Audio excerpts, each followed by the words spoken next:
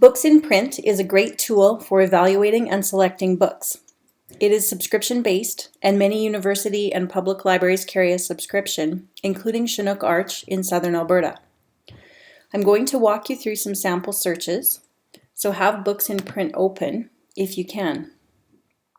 For the University of Lethbridge community, access through the University Library. Click on the Find Articles tab, and since we know the title of the database we want, just select by title. And you can scroll to Books in Print. One way to use Books in Print is to find professional reviews for a particular title you're interested in. So I'm going to search for a book called The Scar. So I'll enter the title and author. I get multiple results because this book was republished in many different countries. So I'm just going to choose United States or Canada. And if you click on the book, you get more information such as page number, the publisher's recommendation for audience. What I spend most of my time on, though, is the professional reviews. School Library Journal, in particular, is a good publication for reviews. They recommend approximate grade level. It's American, but they do review a lot of Canadian titles.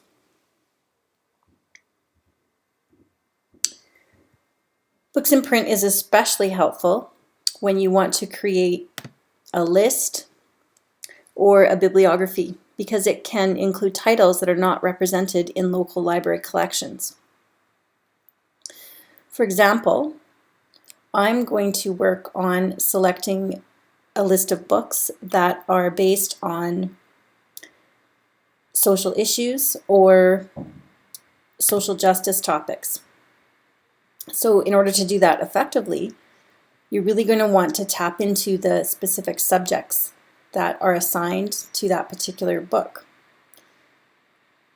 So these are standard subject headings that catalogers have supplied, and you'll just get a more accurate look if you use those. I was searching the keywords foster care, so I'll be picking up everything in this field if I use those in the subject field.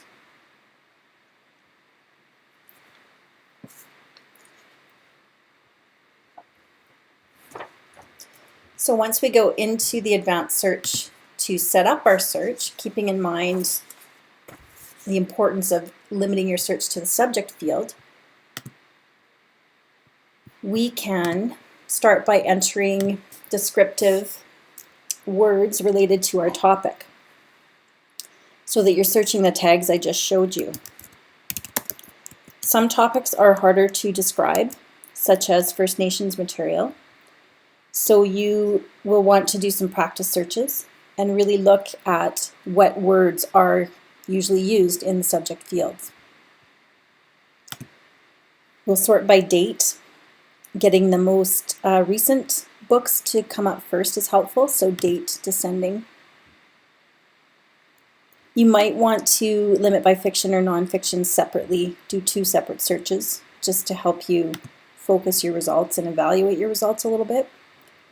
Select in print, and if you want to know what might be published soon, you can select forthcoming. Market's important, otherwise you'll get way too many results, as you saw. United States and Canada will be readily available in the North American market. Audience, if you select juvenile, it will capture the age range that we're looking for. You might get some young adult titles in there, but you'll have to watch for those. I usually limit by format just to get rid of duplicates again. So hardcover or softcover, you'll still get a few duplicates there. Limiting by language will help narrow if you need that. And the last one for this particular search that will be important is age range. So I'll just select 8 to 10 since we're looking for grades 4 to 6 approximately.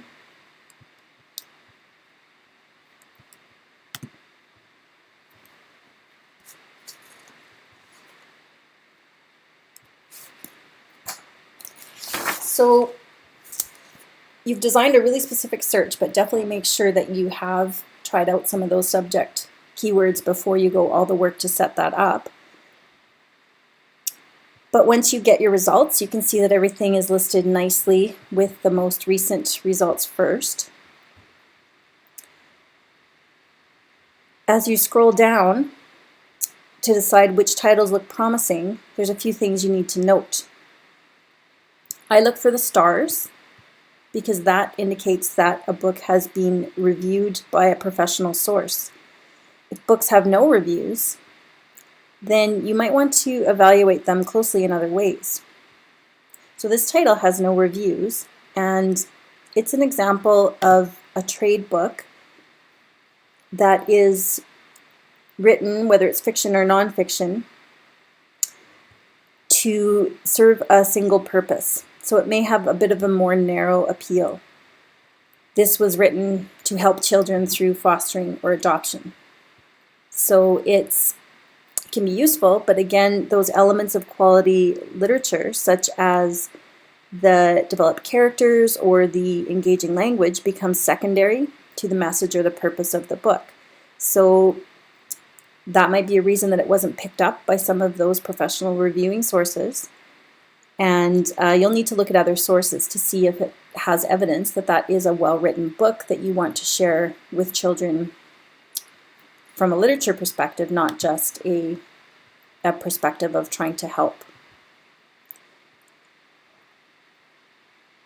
Another thing to keep in mind is sometimes the smaller press Canadian books won't have reviews in Books in Print, so I'll show you some ways to access Canadian. So let's just pick a particular book here. I'm going to pick one that's won an award.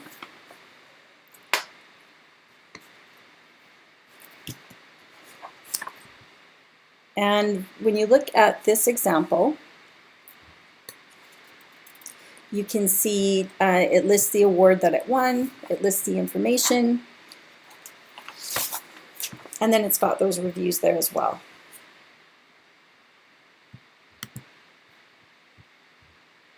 So I think that gives you enough information to navigate and sort of see what you're looking for, some of the things to consider as you're evaluating. I did mention that some Canadian books won't necessarily have reviews, so to access some Canadian reviewing sources and to find out more about Books in Print, you can go to our Curriculum Lab website. And we have a literature section or literature site, and in the Find Book Reviews tab is where we have information on Books in Print. We have a link to the library database. We also have 2 Canadian reviewing sources that you can look at and just see if the book has been reviewed. Because again, if a book's been reviewed, then you know it's a little bit more mainstream in most cases and has a fairly wide appeal, depending also on what reviewers say. So hopefully you will find that Books in Print is a comprehensive tool, particularly once you find out ways to focus and limit your search.